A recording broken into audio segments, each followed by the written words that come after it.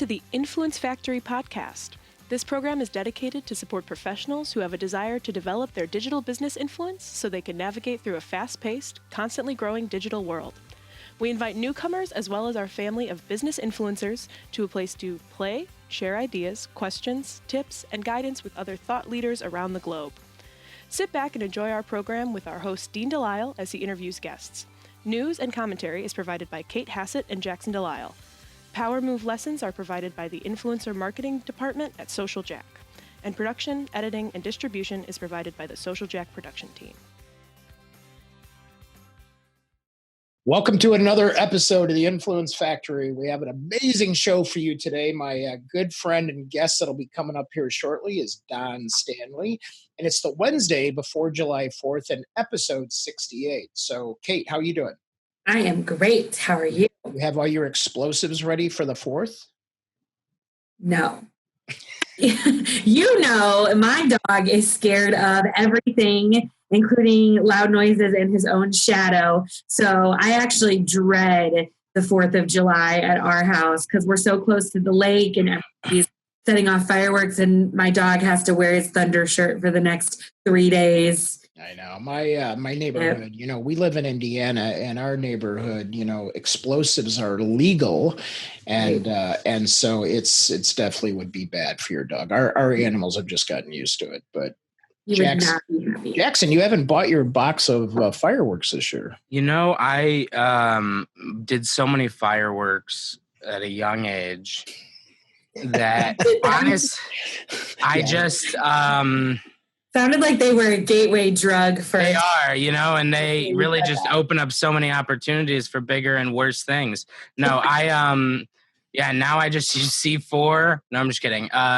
It's just, I don't know. It's people blow them off around us all the time. So if I don't have to buy them and blow them off, then I'll just watch them. I'm cool with that. Yeah. And Glenn from, let's see, Kitchener, Waterloo, Canada said, have a happy July 4th. We had a great July 1st.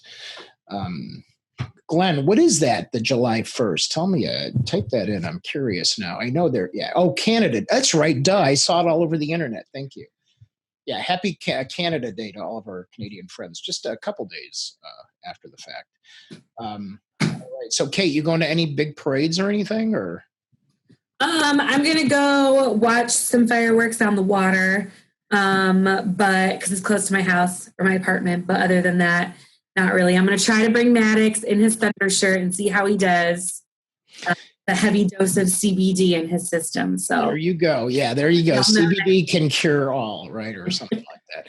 And then since we were at the Blues Fest, we saw 2 consecutive fireworks shows. So I think we had quite a bit. And then Bill brought to light that Jackson is in the machine guns now because Bill graciously has had us out to his gun club, and we get to shoot up pumpkins and all kinds of things that we bring out there, and golf balls and tennis balls. Bill, we'll have to do that again. We haven't gone shooting in a while. So I'm glad you. That's cool. It's fun stuff. Yeah. All right. So with that being said, we have a couple of events coming up, which is the Influencer Marketing Conference and Expo in LA. Jackson and I are jetting out of here on Monday. And then we'll be back down in San Diego on Friday. So anybody out that way that's listening, if you want to connect with us, just text or message us and we'll be glad to connect. And then we're going to be seeing a whole bunch of influencers, and we're we're delivering our first version of our Instagram influencer development workshop. So we'll also bring that back to Chicago with us. And then I know a lot of people ask us about, you know, how to leverage and monetize Instagram. So we'll be sure to bring that back as well. With that being said, those of you that are live with us get to see that I have a special shirt on today. So it says cheers, and it was from an old TV show. I want to say back, I know for sure in the 80s, maybe the 70s, but Don. He already gave it away. So whoever besides Don can name a person on the show besides Norm gets a Starbucks gift card automatically. So whoever can name that on Facebook. Bill Haas, Diana. Yep.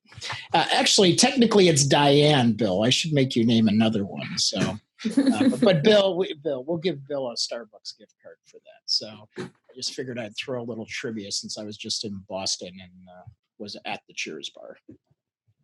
All right. So with that being said, Kate, what were you going to say? Christy Alley. But that's not her character. Well, that's what I know. And then the lady with the curly hair. Yeah. That's what I know. But hey, I knew something. Are you surprised? Yeah, right. I am surprised because when you and I talked about it and I got you a shirt and I think I got you a shot glass. Right.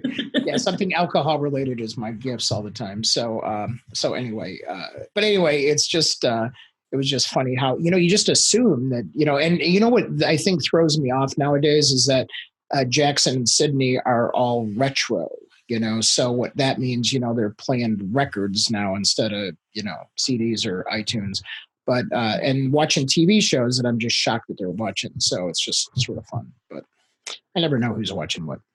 All right, Jackson, you want to take us into the news?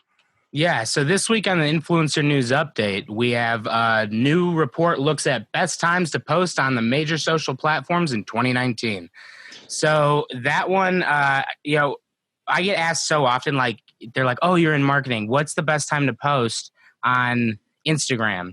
It's like, well, there's not really a best time to post on anything. It really depends. There's so many factors that factor into it. It's just, the quality of your content, first off. If it's just not good content, it's not going to get the engagement you want it to. No matter what time.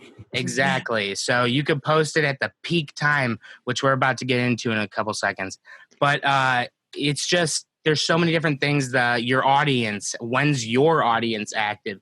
So the majority of people could be active at this time, but your audience might not be active until, later in the day, earlier in the day, depending on what time your audience is active. Wait. You're telling me that everybody doesn't log in specifically, what does it say here, at 10 a.m. on Friday to read my content? No, they don't. Short and simple, that's the answer. Probably not the one you're looking for, but so, kicking off the, statistics from Sprout Social was Facebook's global engagement levels. And it shows here that between 11 and 1 p.m. on Wednesdays is the most engagement you'll see on Facebook. And Thursday and Friday also have relatively high engagement levels on Facebook during those times. But you'll see it on Friday to start to trickle off a little bit earlier. Just because, people are trying to get their stuff done, get out of the office, get home, and get to the weekend. It's just, and then another good thing to note is that Sundays see the least amount of engagement. So that's another thing to note of what times are the best times to post and what times are the worst times to post. And then you also should probably look at specific data based on your audience. Kate, you want to add to this? I know you guys use a lot of Sprout Social's tools, things like that. Yeah, absolutely. So like Jackson said, these are just guidelines. The thing to remember is that, like anything we do in marketing, these are somewhere to start. So if you're jumping in and you're like, I don't know what to do or where to start, these are some great guidelines. But I think there's a couple things that we really want to keep in mind when we're building the strategy. Is one, where is your audience? Who are they and what? And where are they active? We analyze this when we do our intake with clients, what platforms you need to be on, but when are they active? If your audience is moms, when are the kids down on napping? That's when they're going to be on social media. If your audience is business professionals, they're going to be checking it on their lunch break and on the train. So I think when you can really narrow down to who your target audience is, these are great jumping off points, but when you can narrow down to who your target audience is, that's really going to help you adjust and test. Because you said Sundays are down, but I know for a fact we have 2 of our clients that see significant higher engagement on Sundays. So we've changed their whole strategy to not include a Saturday post because that was the worst engagement with them. And we've been seeing great numbers ever since.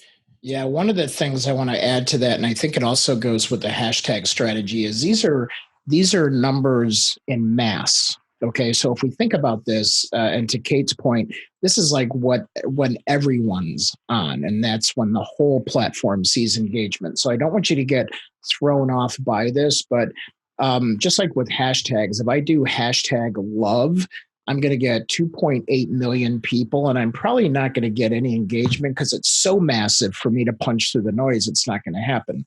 But if I do, love my pet cat or whatever, it's more specific. Or if I love Chicago summer, or whatever it is, I'm narrowing it down to more specific times. So I really believe in that Sunday thing because I know a lot of people are winding down, they're prepping for work. All of a sudden they'll open this up or while they're watching a game or something like that, or they really don't want to be at that party that they were invited to. They will literally be like scrolling. It cracks me up when people, like I've been doing a lot of graduation parties and I'm looking around and people are scrolling through their Instagram and other social media because they really don't want to be there. So. Right. The best is when I see them on dates doing it. But yeah, right, exactly. And I'm totally glad that you brought that up. Actually, this article was a little serendipitous because one of our past Influence Factory guests named Brian Wallace, He is the infographic expert. He actually did a LinkedIn Live this morning that I tuned into, and it was about something completely different. It was about traveling for business and his tips and tricks, and it ended up side noting into a whole different conversation because someone asked him, when's the best time to post on social? And his quote that I loved was, if you have to ask this, your content sucks. But, but it's kind of true. If you are worried about when the exact right time is to post, for one, you probably haven't been posting enough to really have results to look at your analytics. And for two, you're probably not really posting that great of content in the first place. Amen, sister. Yeah. Well, moving on to Instagram, we have 1 minute left. Sorry. Okay, moving on to Instagram, you have Wednesday is also the winner on Instagram, with Fridays as well between 10 a.m. and 11 a.m.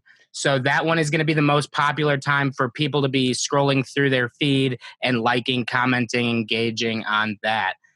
Moving on. Hashtag hump day, hashtag TGIF, just throwing it up. Yeah. Okay.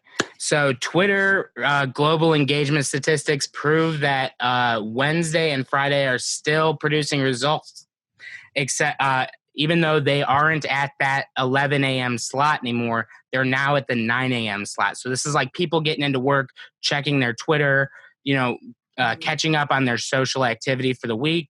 And, Tuesdays and Wednesdays are the best days to post tweets overall, while Saturday sees the least engagement. Tweets also less engagement on tweets after 10 p.m. across the board. So that's another thing to look at. Make sure, the time of day, not just like, oh, Wednesday's good. It's got to be the specific time frame in there. And then so hold on. I'm going to mess you up and then we got to cut. But what time zone is this referencing? I am not sure on the time zone this is referencing. I'm just messing with you because they never report on time zone. Okay, cool. So one last thing is LinkedIn's engagement has seen a significant increase overall as of the past, year and a half. Those have been skyrocketing. You're going to see it a little bit more all over the place. It's going to be from 10 a.m. to drop off at 11. And then pick back up at noon to 3. You're going to see a lot more engagement in those time frames. That's interesting. Those are those long lunches, Kate, like what you said. So exactly. And to go back to Twitter, and if you are also a Wednesday engager on Twitter, make sure you're following the hashtag Influence Factory and engaging with this every Wednesday and letting us know what you want to see on the news. Absolutely. And Glenn just asked, yes, we'll have a chart because we're going to post this on social media. And as Jackson always says, it'll be in the show notes. Yes. So that is all for the Influencer News Update this week. We thank you for tuning in. We please let us know what you'd like to see in the future on Twitter. Like Kate said, tweet to us with the hashtag Influence Factory or at Jackson Delisle, at Kate Hassett, at Dean Delisle, or at Get Social Jack. Please let us know what you'd like to see. We're open to suggestions and we want to cater directly to you guys. So we'll see you next week on the Influencer News Update, and we're out. All right. This week's guest on the Influencer Factory is Don Stanley. He helps businesses and individuals use digital marketing and personal branding to grow their profitability and impact. Don is the president and CEO of Three Rhino Media, a digital marketing company dedicated to help busy clients achieve real results with their online marketing. And welcome back, Don. How the heck? Awesome to be back. Thank you very, very, very much. Although I do feel a little cheated. I jumped in with the Norm answer early, and I think it's because I'm a Packers fan. I didn't get the Starbucks gift card. Just saying, just saying.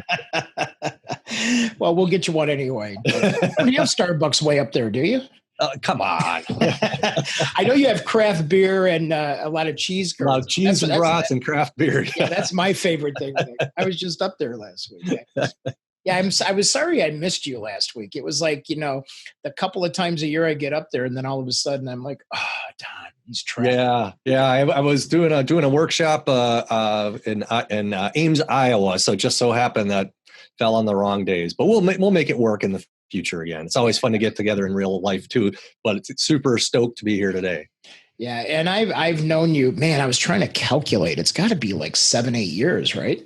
That sounds about right. Yeah. It's been a while. And it's funny because you and I would talk about baseball, because you and I both are fanatical about baseball, and we kid around about now that, why did I have Don on when the Cubs just dropped out of first place? But not just Milwaukee. You have a little bit of fascination with a couple other teams. Why don't you tell us about that?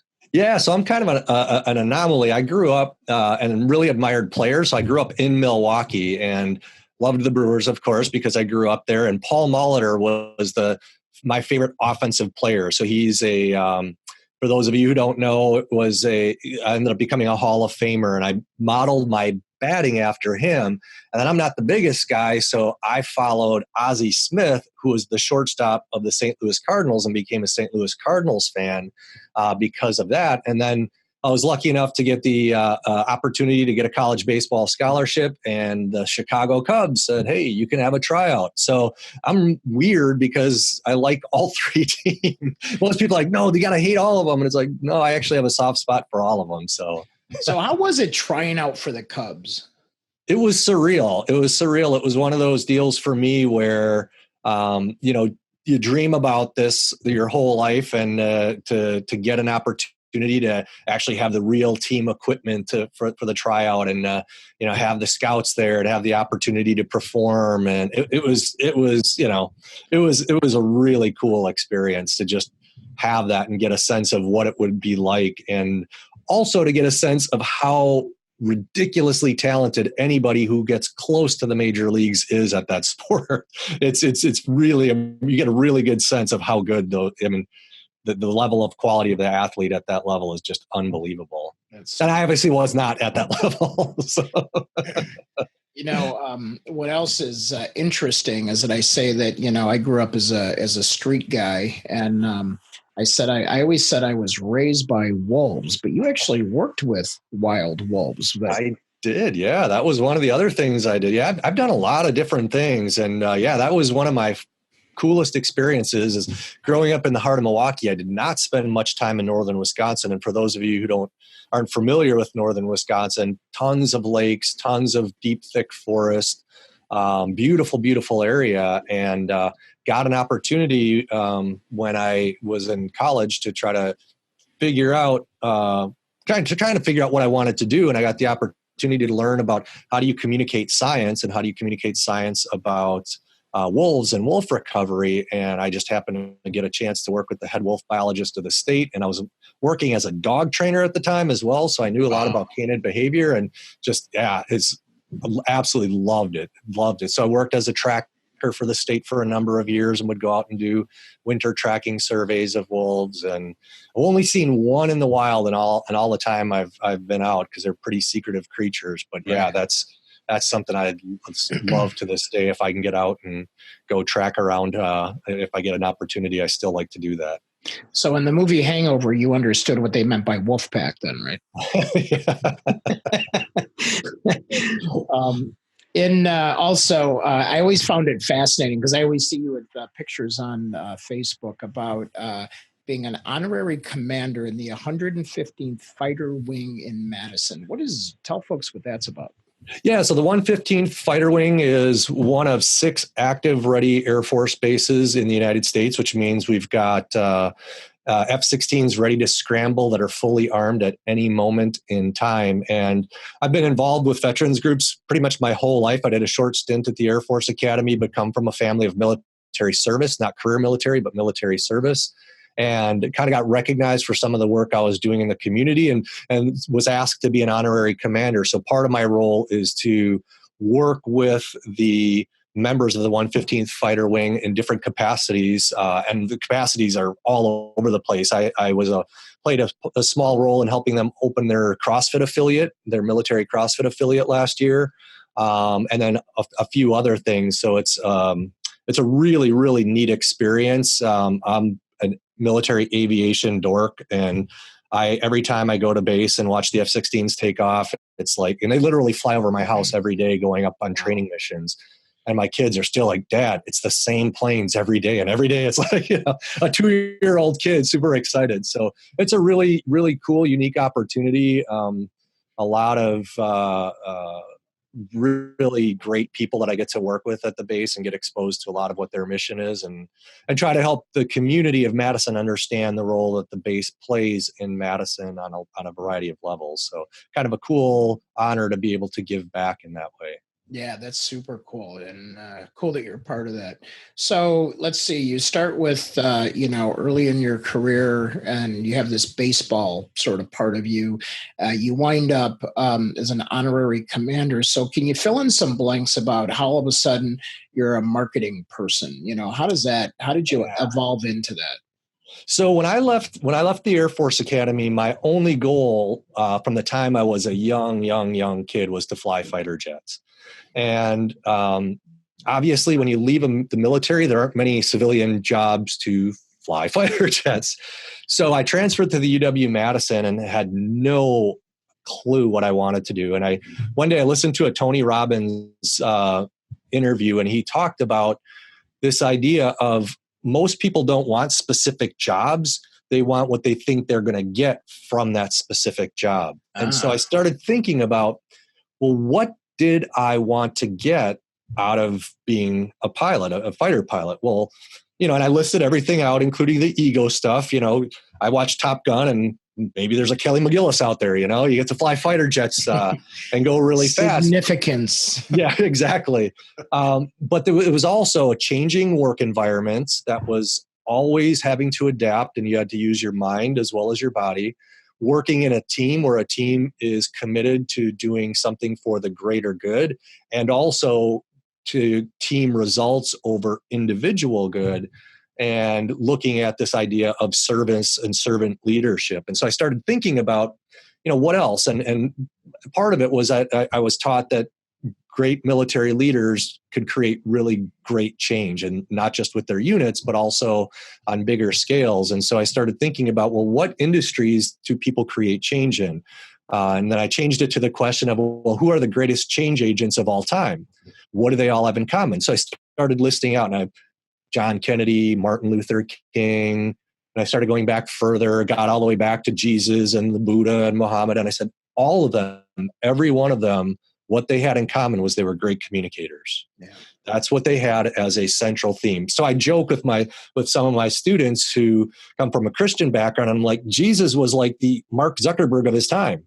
He trained 12 people how to build a network and grew that network. And some of the stuff that we'll get into when you talk about the personal branding, he knew how to use language and metaphor that allowed those 12 dudes to go out and create this movement. And Martin Luther King, same thing. One of my favorite examples from him is how on August 28th, 1963, did he get 250,000 people to show up when you literally could be killed traveling in the South to get to Washington, D.C. There's no email, there's no texting. How the heck did he do that? And then how did he make that speech so memorable? So I started breaking those things down, and I'm like, these people, they're great communicators. And so I should really start looking at, if I want to play a role, obviously there isn't a physical dimension to being a communicator, although now I work out at the CrossFit gym at the Air Force Base. But a lot of, mindset, a lot of leadership, a lot of thinking about how do you really help people and lead people and help them maximize either their personal brand and their personal values, or their business brand or their business values. How do they do things in an ethical way, but for the greater good, in a big way, an economic, so all of those things started to come into alignment for me. And the funny thing was that I was afraid of communicating. I was afraid of public speaking. I was afraid of writing. And I said, well, I got to train myself. And so I started studying people who are great communicators, went back and got my graduate degree, and now teach personal branding at the UW-Madison, along with some social media courses at UW-Madison, in addition to the work that I do. So it's weird how it all came back together. And then ironically, that gets me back at the fighter wing. So now I get to hang around with fighter pilots and fighter jets all the time. It's almost like not letting that inner child let go, Exactly. Which is awesome. I think all of us need to adhere to that. If you ever want to, I have the social network map of Jesus, which a lot of people don't have. Oh, I would love to see that. Yeah, I'll send that. I am literally like a network mapping freak, which is the core of a lot of the work that we do. But in terms of mapping networks, I just, that I'm a fanatic at that. So I'll collect network maps of all kinds of random people out there. But that's the cool thing is when you think about personal brand, and some people don't like to think about it necessarily that way, but that's really the not just the charisma and the ability to motivate people, but the ability to keep the message moving and pull people into community, which I think is a huge theme for 2019, 2020, 2021 moving forward in the marketing world. Is people, we have this massive loneliness epidemic. And this was one of the big conversations that took place at social media marketing this year. And people are looking to belong. So one of the great examples of a simple way of belonging, and also a simple way of sending out a social signal of a personal brand, is the shirt you have on today. Right away. What was Cheers? It wasn't a bar. It was a community of people where everyone knows your name. Exactly. And we can do that with building a personal brand. We can do that with our business in an ethical way, which that's where it starts to get me excited. And, I'd love to see some of those network maps that you've created, because taking the time to sit down and do that, you really start to see how these little consistent actions over time really can create big, massive change, whether it's, on a scale of some of the people we talked about or on a lesser known scale. And that's where it came to me, that really, the idea of being a marketer and a communicator, that if you approach it right, can be a super ethical, service-based way to live, which is not the way I thought of it previously. But when I framed it that way, I'm like, this is what I need to be doing. This is what I was meant to do. Yeah, it's interesting too. You mentioned Tony Robbins. I'd done a lot of work with him early on and did some work for him as a coach for a while. And so he always talked about the core human needs, that we have, that we're born with, that we can't control. I mean, some people have desires and needs at different levels, but I shouted out significance, one of them. But then also to really connect, that Absolutely. It's a core human need, which is why I think social networks took off so much, is people found a way that they didn't have to be face-to-face and uncomfortable connecting, but 100%. They social in their expressive self, whatever that looked like, and sometimes, to a fault of on social media. But it's interesting how, this mechanism, if you will, has sort of drawn that out or connected us so much. Absolutely. And that was one of the reasons, ironically, I started studying it. I started my social media marketing class.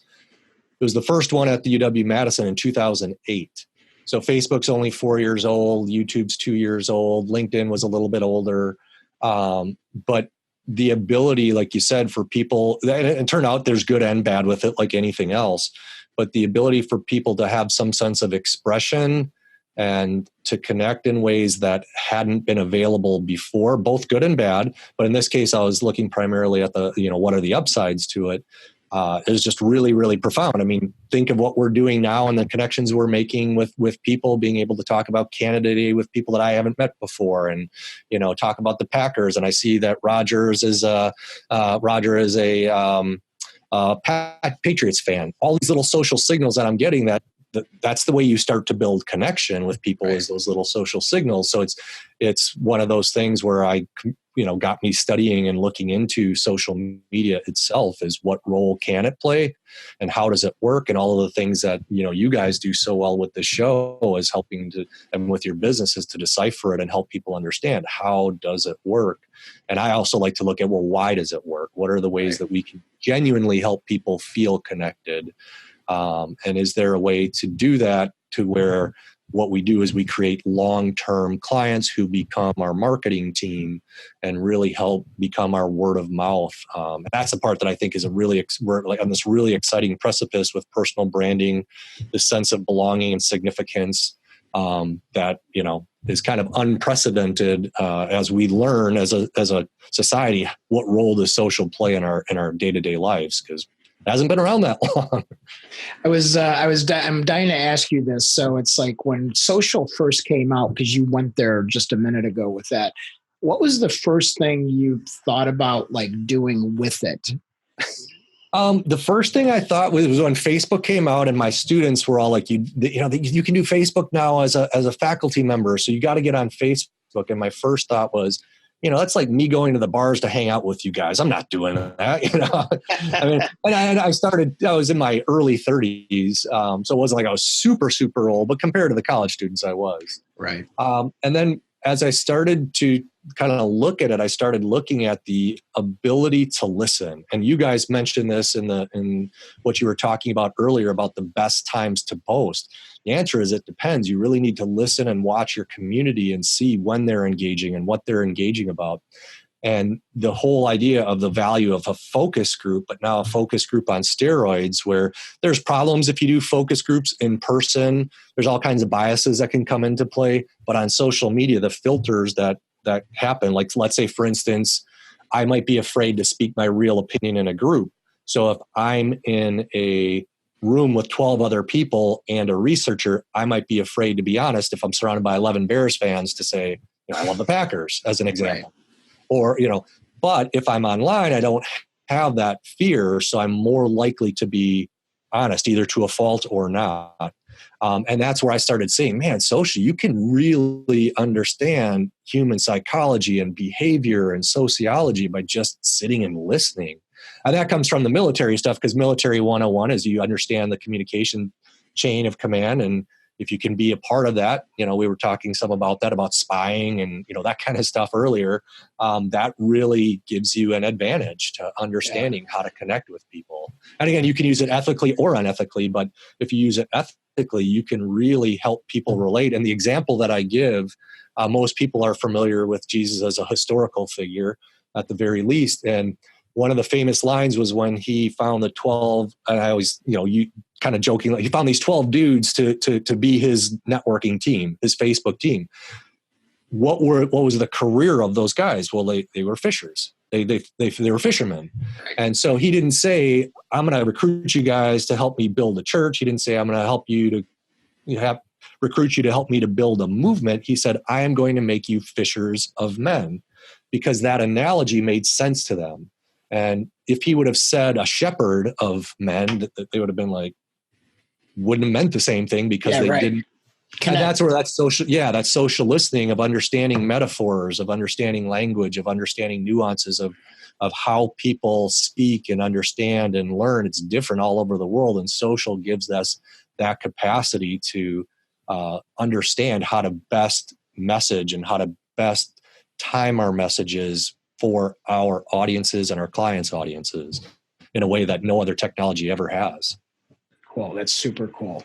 So let's switch now over to personal branding. So you're in the business like we are, and I'm always anxious to learn from you and sort of what you're seeing, what's working out there. So tell us sort of your approach. So if you're helping somebody to build their personal brand, where do you start? So really the beginning is, what do you want? What's the end? Start with the end in mind. Begin with the end in mind. The Stephen Covey. What do you want out of this? Are you looking to build awareness and start to build connections to build long-term client base? Are you looking to move into a new area where your company or service or individually you might not be known? So like for my students, a lot of them, they're looking to get into graduate schools or get hired by particular employers. And they're trying to figure out, how do I stand out compared to every other college student out there? For my clients that are speakers, how do you get noticed by the right people in industry who are event coordinators, those types of things. So really starting out with kind of that baseline of what is it that you want to get out of it. I mean, it's kind of fun to create a personal brand just to create a personal brand for me, but most people, might not geek out as much as you and I do with it. Right, so exactly. Thinking about, what I want to do is differentiate. And so what I often get to with my clients is that a lot of our products and services, as much as I hate to admit it, are commoditized. Yeah. They can be easily replicated. What cannot be replicated is the people. So again, go back to the Cheers analogy. There's a gazillion bars in Boston, but there isn't Diane and Norm and everybody else there. Yeah, Coach. All those people are there, and that's why you go. So building a personal brand is, and this is where my clients who really don't know what they want to do, is it's a great way to get known and to give people enough information about you that they can figure out by watching your content or reading your content, are you a good fit for them? Right. And that's what I think of it as, is it's my pre-screening team. Some people are going to watch and hear my stuff and say, oh, he's a sports fan, I hate sports. Right. And they're not going to want to talk to me. Well, that's fine, because I like to be a little more laid back and talk about things like that. So they can find somebody who fits them better. And one of my buddies, Ian Altman, talks about this in a great book called Same Side Selling that he co-wrote with Jack Quarles. Is, the goal is to find people who are the right fit for you. And that's where the personal brand content can do that. It sends out all of that social signals and lets people get to know you, so that when they are ready to do business, they feel connected with you. So a lot of it then is, who are you and how do you want it? What do you want to communicate about yourself? Is part of that as well. What are some things that are important to you? I've gained more traction from posting pictures of me doing runs and workouts with my dogs than anything else. Right. And what happens is people are like, it's something simple to talk about, and it starts to build those connections. And that's how every good long-term quality relationship is built, off of little simple social signal connections. And that starts to tell people, hey, this is who I am and this is what I stand for. And if people like dogs and exercise, they might comment back. If they don't, they might not pay attention to it. But it gives them a little sense of who I am, because long term, I want to work with clients, or I want to have my clients get long-term clients, or my students get jobs that they love. When you give a little bit of who yourself, there's this thing called chemistry in workplaces, that if there's good chemistry, you tend to retain employees, you tend to retain clients. And part of what makes good chemistry is the quality of people and how they interact with each other and all that type of stuff. So yeah, that's super interesting. And Roger says you're describing a headline on LinkedIn, and I wanted to sort of bring this up because I think a lot of people miss the point that their story, the headline is sort of that elevator pitch, the grab, the attention getter. Yep. Two things that we see, and I'd love you to speak to this, is one is their headlines are not consistent across all their public, where you can find them on the internet. And then second is a lot of times the story doesn't match the headline. Mm-hmm. So can you speak to some of that? Yeah, and that's one of the challenges. And I what's funny is that I struggle with that myself, but it's easy to coach other people on it. Right. And the reason is, and I tell this to all my clients, is we know so much about ourselves.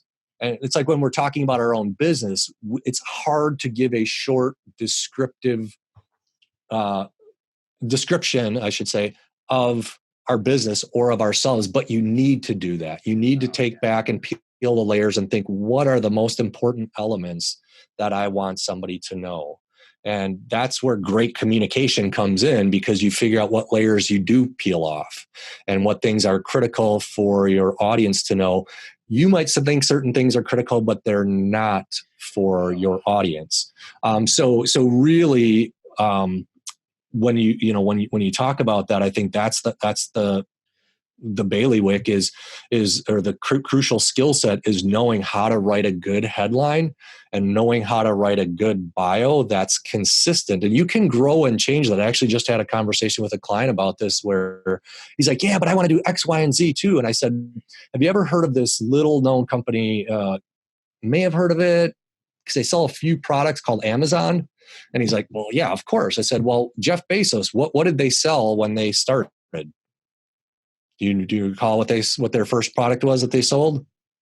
Books, yeah. And then once they got that methodology down and got known for that, they were able to scale to the next thing and then the next thing. And now they have their own streaming and they have all these other things. Which they need to fix their book platform because I lost the rest of my hair publishing the book through the support of Amazon. And I'll have to talk to you because I have to publish mine and I've got a little bit left. Well, call me first. I will.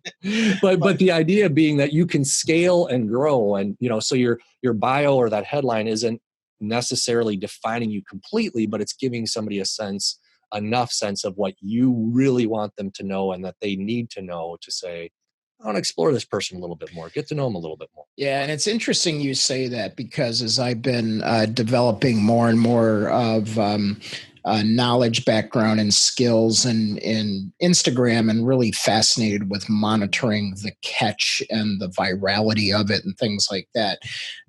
It's been hard because I've got an Instagram account that's just me, and then I get panicky because they're like, oh, now you need one for your book and you need one for this niche and that niche, and I'm like, oh, please, just like we talk about, like, your primary and secondary account. It's enough to have me, let alone our two brands on Facebook, Instagram, Snapchat, YouTube, and maintain all that, and then think about another one.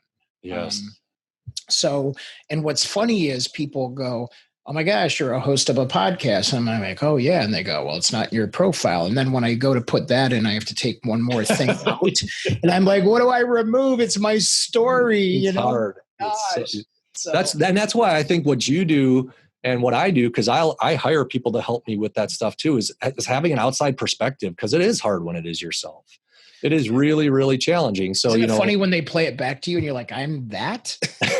Exactly. Because our clients say the same thing. Or we'll find a nugget in their story and like, I don't want anyone to know that. That's the coolest thing. That's what makes you individual. Absolutely. And that's really what if you look at the shift of some of the things on this concept of belonging, Mark Schaefer's book, Marketing Rebellion, talks a lot about this. I've read it a couple times. Yeah. It's and Mark is, wicked smart guy when it comes to human behavior and social. But the whole idea is that we're searching for connection. And this is why I ended up getting into personal branding, is because one of the ideas of being in the military is that you protect and serve. And at first people are like, how does marketing do that? Well, if you look at statistics today, and I'll get a little bit heavy for just a second, the rates of anxiety, depression, attempted suicide, and successful suicides, especially amongst young people, are at all-time highs. The number 2 cause of death of males aged 10 to 39 is suicide. Right. Which is just, and you step back and you say, okay, what's causing that? Well, a big part of what's causing that is people aren't feeling fulfilled and important. And in our culture, our work plays a huge role in whether or not we feel fulfilled and important. One of the stats that's a real famous stat is the highest incidence of male suicide is on Sunday night, and the highest incidence of heart attack is Monday morning, which coincides. It's not causation, but there's correlation. But the idea is when you find out who you are and you're able to create a great personal brand, you feel really comfortable in your self-awareness, as Gary Vaynerchuk likes to talk a lot about. You really feel comfortable with who you are. You are able to do, your work becomes a joy. And it isn't every day, there's certain ups and downs, but you know why you're doing what you're doing. And when somebody has a sense of purpose, and it takes work to get there, that's why a lot of people don't like necessarily doing it. It takes work to get there. But when you nail that and you're able to start communicating that to people, that pulls people in too. Cause they're like, Gary Vaynerchuk's a great example.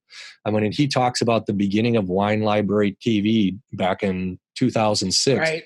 He had a vision that went way beyond what anybody else was thinking. And he said, I want to create this group of people who want to quit talking about wine in this snooty way and want real, like, guy on the ground information, make this accessible to everyone. And if you watch his first stuff, his first 100 videos or so, they were terrible. The content was good, but once he got comfortable in who he was and his self-awareness grew, the videos started getting better. He started getting more relaxed. He started talking about the Jets, and suddenly you see this infusion of subscribers, this infusion of money, because people are like, he knows what he stands for, and I want to be a part of that. Yeah. Same thing applies to like a Ben and Jerry's or a Tom's Shoes or, whatever it is. You think about companies that, and I'm not talking about necessarily political because it's so divisive, but just for certain elements that you say, we're all about X, Y, and Z. And this is who we are. And, and in some cases, what I've seen, circling back to dogs, is I've seen a lot of businesses that show, hey, Friday is dog day at our office. They see spikes in applications for potential employees, and they see spikes in clients that would be good fits for them because they're like, oh, these must be really real people who are working here, not just a stuffy agency. So really, I think, kind of a long answer, but the idea being that as you get self-aware and you're able to communicate that more effectively and you become more comfortable into who you are, you attract the right people to you and you repel.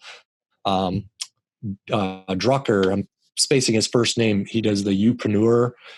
Chris Drucker, he talks about that. You be like a magnet, attract the best, repel the rest. And that's where a personal brand can really help us out with our marketing and our client acquisition in ways that other strategies simply aren't nearly as good. Yeah, and I like what Roger says here. He says you need to be comfortable outside of work. But I think, and I discovered this, I went through a lot of, every emotion you could imagine right in my book, to the point where it was painful in some of the instances because I felt my upbringing and things that I was almost wanting to avoid. But the minute I got honest with myself and as I became more comfortable with myself of who I was.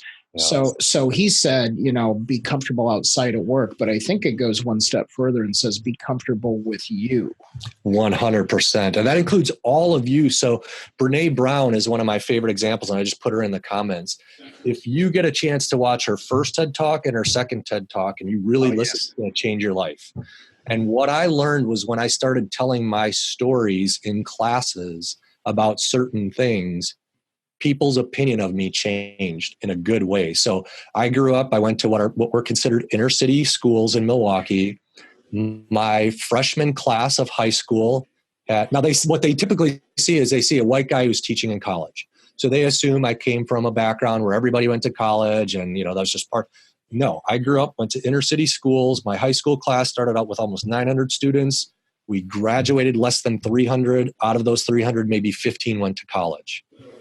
College just wasn't something that happened. Nobody did that. Nobody went. That's why we get so. Exactly, and that's the thing is when people. I only had 180 because the rest of them didn't make it. yeah, and that gives a sense of my students are like, oh wait, he's a first generation college student. He's a first generation to go away to college. Oh, and it changes, and before I didn't think that was important, but to them it is. And again, some of the stuff people bond over stuff like, oh, that Dean, you had a similar background. Now we have a deeper connection because we understand one another. And I think that's where learning to incorporate part of your story in your brand, really talking about why certain things are important to you. For me, I do a lot of work with veterans groups. And when I tell the story of why, it really has connected me with a lot of veterans organizations and a lot of military organizations, even though I only did a short service at the Air Force Academy. So whatever it is, and a lot of times it's lighthearted stuff. Yeah. Because when I see that somebody is a Bears fan, I will message them and I'll say, it's really, I feel bad for you. And they're like, why? I'm like, well, you've never really been able to watch a pro football team. And, obviously it's a joke, and but it allows us to banter. Yeah, exactly, Roger, bless them. It allows us to banter back and forth and start on a human level, which is what people are craving. They're craving human connection. Well, like when we were talking before the show, and I'm like, the cat that actually likes me, we named him Mac after Khalil Mack, and you go, oh, don't rub that in, and I didn't even think about that. You're like, why didn't the Packers get him? The Packers could have had him. I'm still exactly. That's going to drive me nuts forever. Imagine if you were the Raiders. Oh, well, and one of my other Bears-Packers favorite stories is that the Bears found out the Packers were going to draft Brian Urlacher, so they traded up to get in front of the Packers and selected Urlacher. And Packers have done that back and forth. It's gone both ways, but but those little things, what they do is they create a human connection. The example that I give when you're thinking of writing your bio or thinking of what you're wearing in your presentations is this one. So Roger says he's from Boston, right? I think that's you've described yourself as a Patriots fan and being around cheers and all that. Now, if you're in the Boston area and you see somebody wearing a Patriots shirt, what do? You probably just walk past them. But if you're in Los Angeles and you see that same person wearing a Patriots shirt, what do? What's up, man? Go Pats, or whatever it is. Yeah. It's funny because I was in Boston during the Stanley Cup game. I was there that day.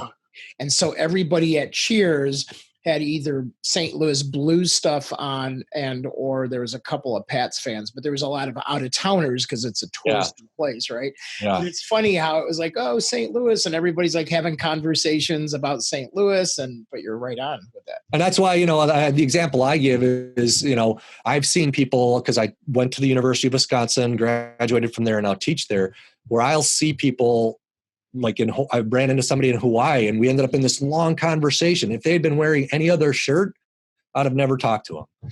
And so those social signals, if you think about it in your bio too, like some of the key hashtags you like to follow or something, doesn't necessarily have to be lighthearted, but it can be.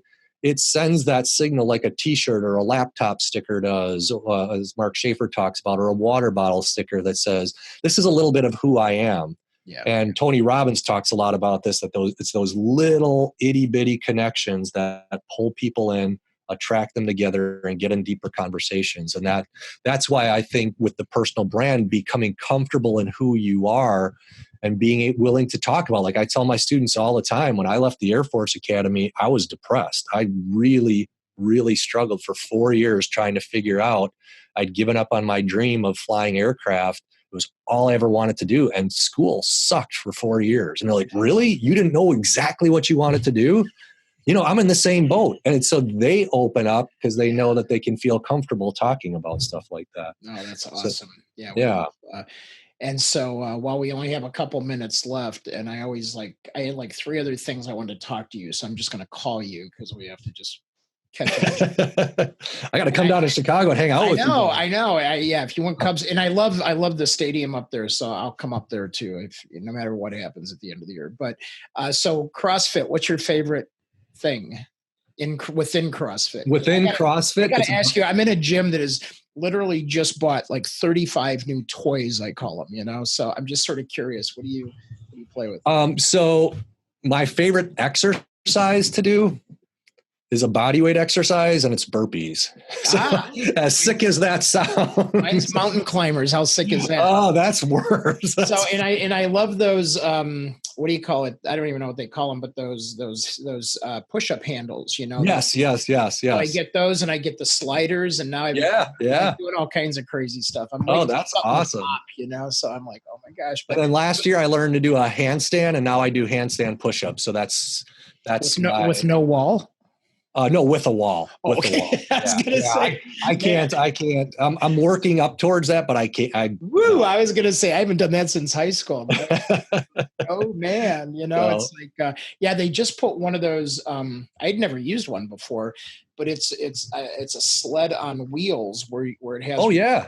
And you can push and pull. I'm like, Oh my gosh. And it almost gets to the point of overwhelm because there's now a whole wall full of all kinds of crazy stuff. And I'll just jump up and I'll go, I'm going to do that. And I won't even plan it out. I'm just like, I'm going to go that. Just go and do it. Yeah. That's what makes it fun. And that's what I enjoy about it is a lot of functional fitness. The way I do it. And you don't get bored because if I do the same thing over and over, I get bored. So yeah, right on. Oh man. All right. Well, this is the time of the show. We'll bring Kate and Jackson back and sort of get to hear what they heard or what they picked up on. And while we're checking in there, I'd like everyone to just give us one takeaway that you've gotten from hearing Don talk about personal branding and maybe being your true self. I took a lot of notes out of this for me, but sort of curious what the people that are listening, the one takeaway that you're going to take away from today. So, Kate, what did you hear? I love when he was talking about how it's the little details about you. And so that's how we, tell our clients, like it's the little details. You don't know what somebody's going to connect with you on, particularly when you were talking about meeting the person with the shirt, because, my two go-to questions for networking events, one of them, I have two that I would always use if I want to start a conversation. And one of them, what's your favorite sports team? Because nobody can ever answer that question with just saying, oh, it's the Cubs. There's a reason why. It's like my grandfather took me to my first game, or I was a kid when so-so was playing, or whatever it is. There's always a story behind it, and it's how like a lot of people can connect and share stories. So I love that. It's the little things that help you connect with somebody. Yeah, I love that. Jackson, how about you?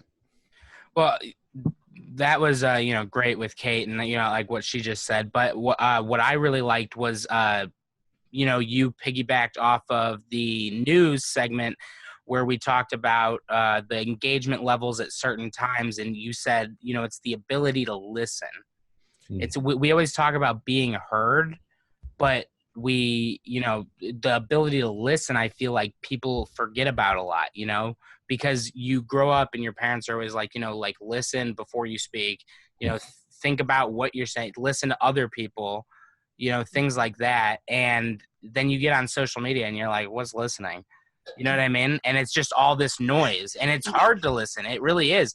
But, and it's a skill that you really have to work on. So, thinking of that, it's like, how to train your brain to think about listening in that environment. Because when you're at a networking event, it's easy to like listen to someone who's right in front of you. But when there's, miles and miles of internet between you, there's, it's hard to, wrap your head around like, okay, so it's still the same concept, but it's just online. So, and it's a human on the other end. Yeah, exactly. There's still a human. So, yeah, that was. I just have another comment too. LinkedIn's algorithm favors conversations that your connections are having. And I love to piggyback on anything Don comments on, because I know if I'm not connected to that person, probably somebody I should be. He always comes in and like, Don left a comment on this or liked it. And I'm like, oh, I bet that's a great conversation and I want to be there. And I've added people to my network just from conversations you've had that I've jumped in on. So I just wanted to say thank you for that. That's also just a testament of your personal brand and how welcoming you are. Well, thank you. And I think that's an awesome tip, is to find people who you think are good networkers, and it's almost like following them around. That's an awesome tip. I love that. And just, listening in and jumping in. And I know you've added some great things to conversations that we've had in terms of comments. So I appreciate that as well. And that's what makes it fun, is you end up interacting with people you end up genuinely liking, and it's cool. You learn from each other, you have a good time together, and you grow together, which is, a lot of fun. Stuff. Don, before we announce one of our other winners today, how do people best connect to you? What social media sites do you want them to maybe look you up on? We'll put this in the show notes too. Yeah, what I'm starting to dig deeper on, and I'm doing this as an experiment because I think it's where I need to go, is on LinkedIn. So it's Don Stanley, 1294. And there's a story behind the 1294, which I won't tell today, but there's a story behind it that goes way back. But time travel, buddy. Yeah, exactly. It goes back 800 years, actually, almost 800 years, actually. But but that's the best spot at this point. I'm really trying to this summer spend a lot of time on that platform. I am on Twitter at 3Rhino Media. I interact there, but I'm really trying to test, can I be on one platform and do really, really well with personal brand, mental health, physical health wise, and not go crazy. So I'm doing an experiment the next 2 months, July and August, and saying if I scale back on other platforms and really go deep on one, what's going to be the result? So we'll see. I love it. Love that. All right. And Jackson, who's our other winner besides Bill? Besides Bill, Roger Isley, he's been commenting the whole time, adding to the conversation. He's been great this entire episode. So the engagement prize goes out. Patriots fan? No, I'm just kidding. Yeah. Well, I actually had a conversation about that the other day with someone, was that, you know, like, you don't have to like the Patriots and you don't have to like Tom Brady, but you can recognize that Tom Brady does have unbelievable. He is a very talented man that, you know, and you can be like, I hate Tom Brady, but like at the same time, you gotta like recognize like he has probably the most Super Bowl wins and he's still playing. So you gotta respect him, whether or not you like him, you know. That's exactly you know, the whole thing of you know. Well, and I appreciate Boston because they gave us, you know, Theo Epstein, so I'll take that. That's true. I mean, what a cool thing Theo did. He World Series to the Red Sox, World Series to the Cubs. Wow. Yeah. Legacy forever, man. That's just so cool. Cool stuff. Well, listen, I just want to thank you, Don, for being part of our community and our group and our social team here. And then want to thank all the listeners for listening in and participating. And remember, we want to make sure that you pass this on. So as thought leaders and influencers, it's important that you actually take what you learned today, not just for yourself, but go share it with somebody today that you care about. So it could be somebody down the hall, could be your kids, you know, just make sure that you share that and help each other out. So that's what we ask of all of you. So, and thanks again for listening to the show, and we'll see you all online. Take care, everybody. Thanks, everybody. Thanks for having me on.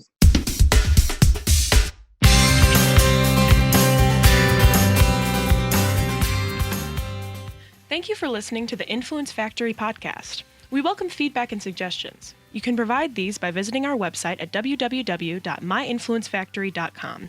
And if you are interested in Social Jack's 90 Days to Influence program, you can simply go to 90daystobusinessinfluence.com and simply ask for the next steps. While our program airs regularly on Zoom webcasts and Facebook Live on Wednesdays at noon Central, we invite you to download episodes on your favorite channel: YouTube, iTunes, Google Play, Stitcher, Spreaker, SoundCloud, and who knows where else in the future.